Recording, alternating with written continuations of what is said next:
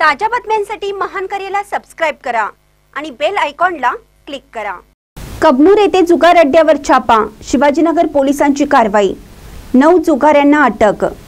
कबनूर येथील रवी परीट यांच्या मालकीच्या खोलीत बेकायदेशीरपणे विनापरवाना सुरू असलेल्या जुगार अड्ड्यावर शिवाजीनगर पोलिसांनी छापा टाकला। यामध्ये 3 पाणी जुगार खेळणाऱ्या 9 जणांना ताब्यात घेऊन रोख रक्कम, मोबाईल व मोटरसायकल व इतर साहित्य असा 2,19,340 रुपयांचा मुद्देमाल जप्त करण्यात आला आहे।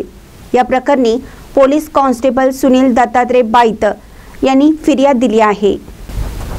याबाबत पोलिसातून मिळालेली माहिती अशी की कबनूर येथील परीट गल्लीत राहणाऱ्या रवी परीट यांच्या मालकीच्या खोलीत 3 पाणी जुगार सुरू असल्याची माहिती शिवाजीनगर पोलिसांना मिळाली। त्यानुसार पथकाने त्या ठिकाणी शुक्रवारी रात्रीच्या सुमारास छापा टाकला।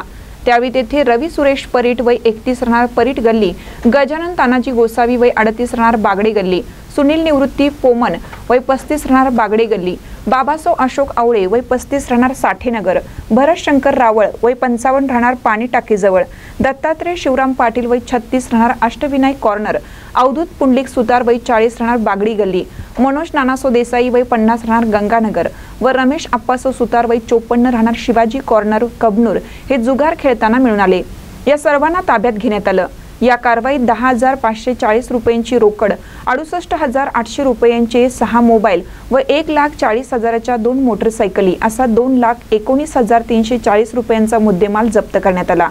महानकर न्यूजसाठी सुभाष भस्मे, इचलकरंजी।